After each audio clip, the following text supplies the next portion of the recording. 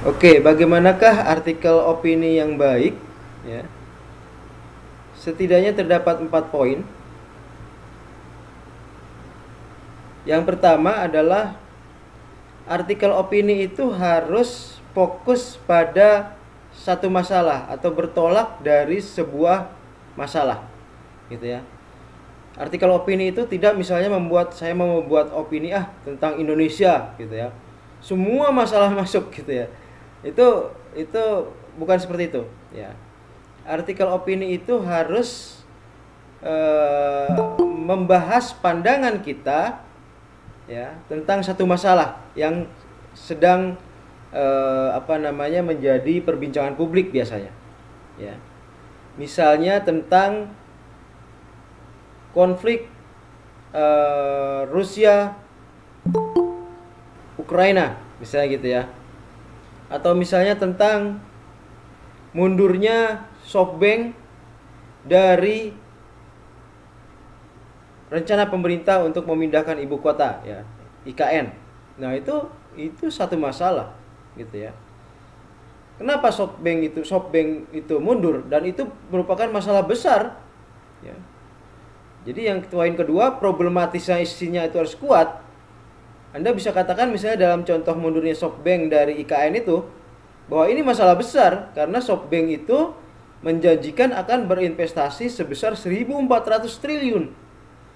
Artinya apa? Begitu mereka mundur, maka program IKN-nya pemerintahan Jokowi akan kehilangan potensi pendanaan 1.400 triliun. Dan itu masalah besar, ya. Belum lagi berbagai pihak yang disinyalir mundur juga, ya. Nah, tentu saja ini menjadi kesulitan bagi pemerintahan Jokowi yang sebenarnya sedang kesulitan masalah keuangan juga. Dengan mundurnya itu maka menjadi sangat berat, ya, untuk meneruskan program IKN ini, gitu ya. Nah, poin berikutnya adalah artikel itu harus terfokus dan mendalam. Jadi meskipun hanya satu masalah, tapi nggak boleh melebar, ya. Harus fokus tentang apanya. Tadi misalnya tentang mundurnya SoftBank dari rencana IKN. Nah, itu kan fokus, ya, dan kemudian harus dibahas secara mendalam. Harus dibahas secara mendalam. Kenapa SoftBank itu mundur? Apa penyebabnya, ya? Apakah SoftBank melihat bahwa IKN itu tidak punya prospek? Apakah mungkin SoftBank ternyata memiliki atau melihat peluang lain yang jauh lebih menguntungkan dan lebih menarik, ya. Misalnya pemilik SoftBank kan mengatakan bahwa SoftBank akan fokus pada pendanaan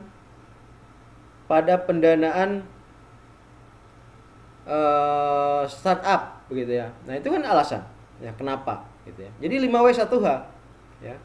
Terfokus, mendalam, dan harus memperlihatkan 5W1H, gitu ya. Kemudian perlu pembatasan masalah. Jadi masalahnya harus dibatasi. Bahwa masalahnya dibatasi pada latar belakang mundurnya SoftBank dari proyek IKN, gitu ya. Karena sudah dibatasi begitu, berarti artikel Anda tidak akan membahas hal-hal lain, misalnya tentang peran Luhut bin Sarpanjaitan misalnya, dan lain sebagainya, ya. Karena memang sudah Anda batasi masalahnya pada latar belakang mundurnya SoftBank, gitu ya. Jadi itu, ya, setidaknya ada 4 poin penting, ya, bahwa artikel itu harus fokus pada satu masalah. Artikel itu harus bertolak pada sebuah masalah, problematisasinya harus kuat, harus terlihat masalah yang besar sekali, kemudian harus terfokus dan mendalam, ya, terfokus dan mendalam, dan kemudian perlu pembatasan yang jelas, gitu ya, perlu pembatasan yang jelas. Berikutnya lanjut.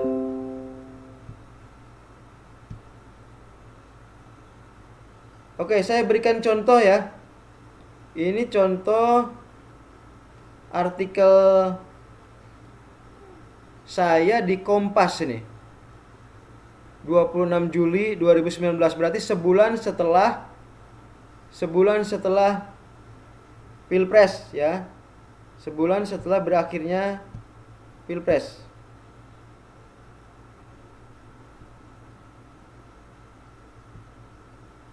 Saya perbesar supaya bisa dibaca. Jadi saya beri judul Energi Pertemuan Prabowo Jokowi. Ya. Waktu itu sebulan setelah Pilpres kan ada pertemuan antara Prabowo yang waktu itu masih oposisi ya dengan Jokowi, karena Prabowo waktu itu belum jadi menterinya Jokowi, di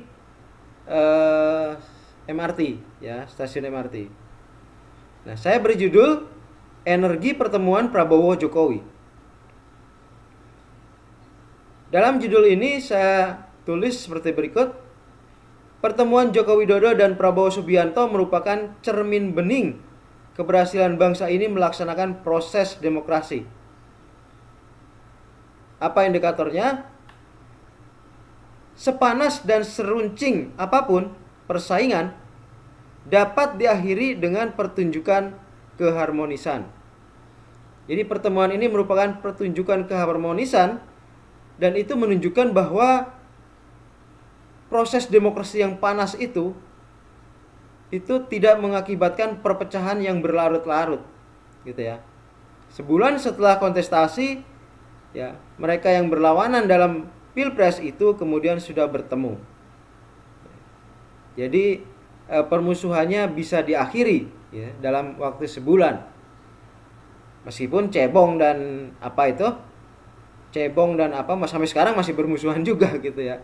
Tapi elitnya itu sudah selesai gitu ya. Cebong dan apa itu saya lupa itu. Nah, pertemuan yang berlangsung di salah satu monumen yang akan jadi warisan kepemimpinan Jokowi ini membuat semua anak bangsa bisa bernapas lega. Fenomena terakhir yang menggambarkan betapa berjiwa besarnya Prabowo dan rendah hatinya Jokowi ini menunjukkan bangsa belum keluar rel. Ya.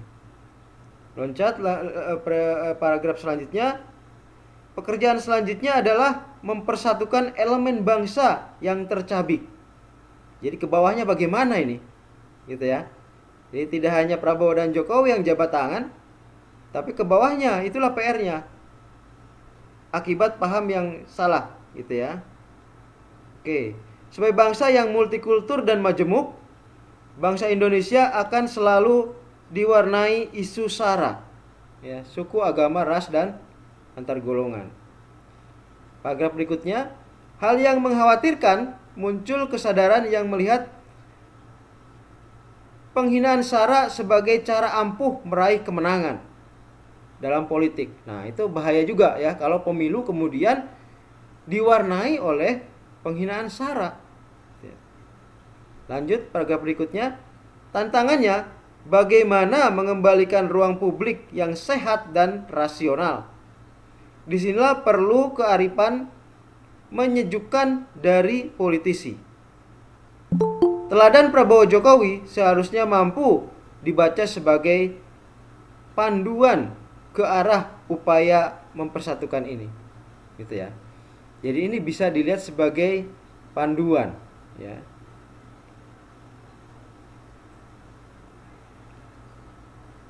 Subbab berikutnya saya beri judul pesan moral. Jadi pesan moral penting dari teladan pertemuan Prabowo Jokowi adalah hentikan saling mencibir, menghina, memusuhi yang lain. Dalam setiap keberlainan ada energi, ya ini energi yang saya jadikan judul. Ada energi dinamis yang memajukan.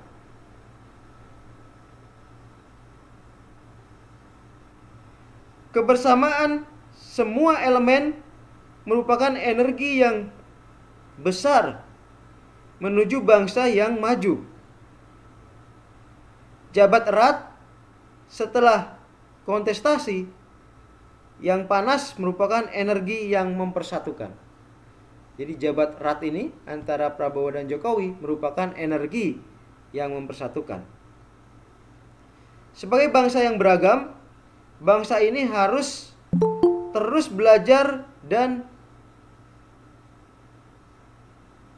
memahami persoalan-persoalan terkait multikulturalisme dan pluralisme. Gitu ya. Lanjut paragraf berikutnya. Lemahnya kohesi sosial berpotensi melahirkan konflik. Jadi karena plural ya, bangsa yang multikultural, maka itu merupakan titik lemah bahwa bisa terjadi lemahnya kohesi sosial.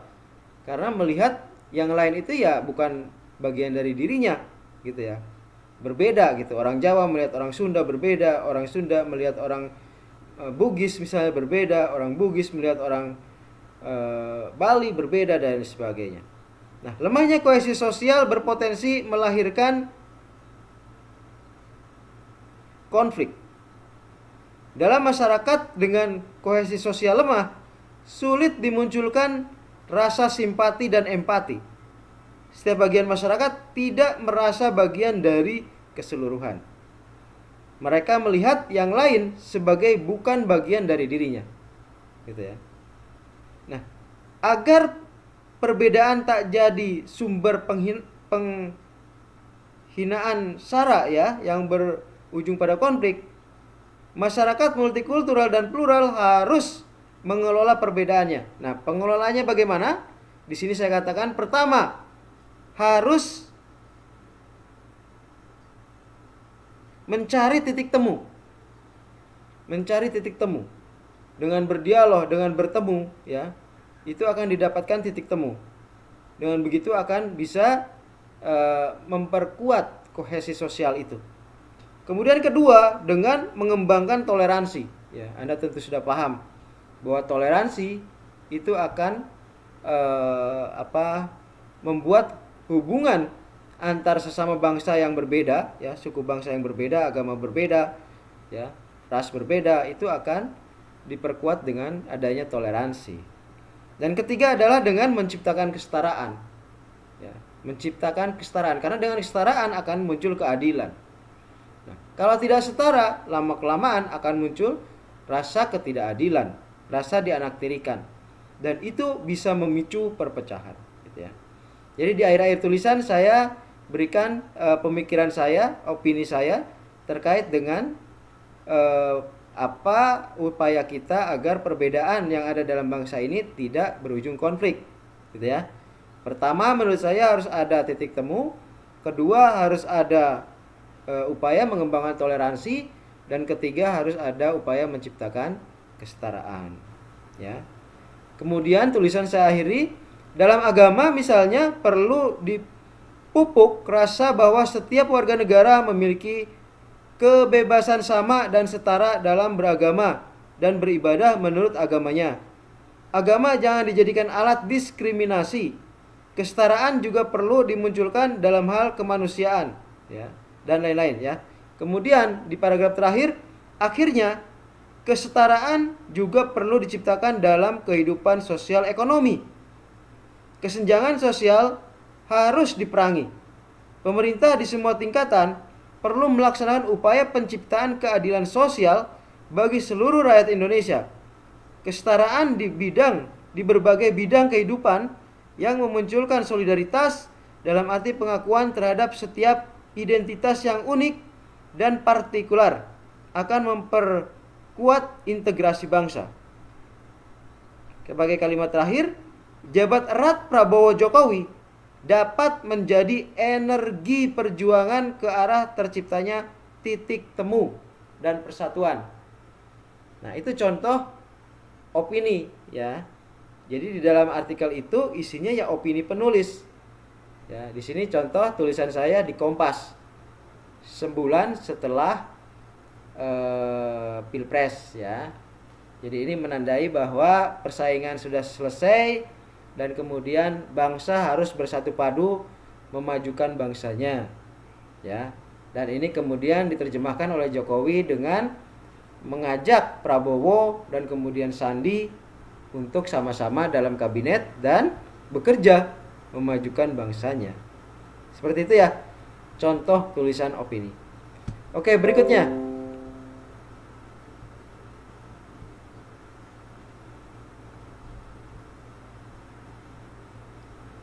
Nah, dalam setiap tulisan itu sebaiknya ada studi terdahulu, ya. Jadi Anda tidak langsung menulis, tapi Anda harus cari referensi, pemikiran-pemikiran orang seperti apa, gitu ya. Studi terdahulu, gitu ya. Misalnya Anda ingin mengkomentari atau menulis opini tentang logo halal yang baru, misalnya, ya. Nah, tentu Anda harus membuat referensi, tidak karena ini bukan kejadian fakta tetapi ini pemikiran, maka Anda bisa mengambil pemikiran, menyetir pemikiran orang yang kira-kira layak untuk dijadikan referensi, gitu ya. Misalnya terkait logo halal itu kan ada pandangan misalnya dari Profesor Quraisy Shihab, ya, kalau tidak salah, beliau mengatakan bahwa ini tulisannya bukan tulisan halal ini. Di sebelah kanan itu seperti kaf dan ha, gitu ya. Jadi ini dibaca halakah, gitu. Nah, itu bisa jadi referensi artikel Anda. Misalnya bisa, saya setuju dengan Prof. Quraisy Shihab, gitu ya. Kalau Anda setuju. Kalau tidak setuju, maka Anda tuliskan saya kurang setuju dengan Prof. Quraisy Shihab. Karena misalnya kaligrafi ini bisa juga dibaca halal, gitu ya. Meskipun dengan sedikit banyak upaya untuk menciptakan keindahan, gitu ya. Itu contoh ya, artikel opini yang bisa Anda buat, gitu ya. Yang bisa Anda buat berlandaskan pada pemikiran orang lain, referensi terdahulu, studi terdahulu, gitu ya. Bisa juga referensinya adalah fakta, ya. Bisa juga referensinya adalah fakta. Misalnya gini, Anda ingin menulis opini tentang langkanya minyak goreng. Nah, langkanya minyak goreng, Anda cari faktanya, gitu ya. Orang sulit mendapatkan minyak goreng, sulit kalau mendapatkan juga harganya mahal banget, gitu ya. Kemudian sekarang banyak sekali antrian-antrian orang ingin mendapatkan minyak goreng dengan harga wajar. Nah, ini seringkali berita juga salah ngasih judul, antrian untuk mendapatkan minyak goreng murah, padahal harganya itu harga pas, gitu ya. Memang dulu memang seliternya 14.000, 2 liternya memang 28.000. Nah, antrian itu untuk mendapatkan harga 28.000 atau 14.000 per liter, gitu. Artinya bukan antrian untuk mendapatkan minyak goreng murah. Ya, karena kalau murah artinya harus lebih murah dari sebelumnya, misalnya seliter 10.000 atau 2 liter 18.000, misalnya begitu, ya. Nah, jadi misalnya Anda ingin menulis kelangkaan minyak goreng. Nah, Anda bisa berdasarkan fakta, ya. Adanya kesulitan masyarakat dalam mendapatkan minyak goreng, gitu ya. Nah, berangkat dari fakta itu kemudian Anda menulis opini Anda, gitu ya. Jadi Anda sudah harus mulai menulis draft dan bisa berdasarkan fakta, bisa berdasarkan fakta dan pemikiran orang, bisa juga berdasarkan pemikiran orang saja, gitu ya. Oke, saya lanjut. Target audiens tentu ya, setiap kita menulis kita menargetkan audiens, yaitu pembaca, ya. Tentu saja pilihan bahasa dalam tulisan artikel opini ini juga harus sesuai dengan target audiensnya. Kalau audiens Anda adalah masyarakat berbahasa Indonesia, orang Indonesia, ya menulislah dalam bahasa Indonesia, gitu ya. Kirim ke koran-koran berbahasa Indonesia. Tapi kalau target audiens Anda ingin mencapai dunia internasional, misalnya Anda menulis tentang krisis Rusia Ukraina, maka Anda tulislah dalam bahasa Inggris dan kemudian lemparlah ke koran-koran berbahasa Inggris. Kalau di Jakarta misalnya ada The Jakarta Post, ada Jakarta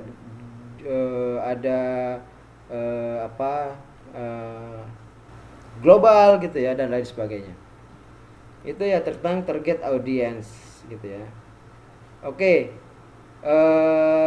Bagian penting dari menulis jangan lupa adalah membaca. Jadi sebelum menulis biasakan membaca referensi terdahulu atau membaca bahan-bahan yang bisa Anda jadikan sebagai teori-teori dalam tulisan Anda, ya. Kemudian terakhir saya akhiri dengan pentingnya judul. Jangan lupa, judul itu harus menarik. Judul itu harus catching, karena dengan judul itulah pembaca Anda akan meneruskan untuk membaca. Kalau tidak, maka dia tidak akan berminat untuk membaca. Gitu ya. Oke, jadi ini pengantar saya untuk pembahasan tentang menulis artikel opini.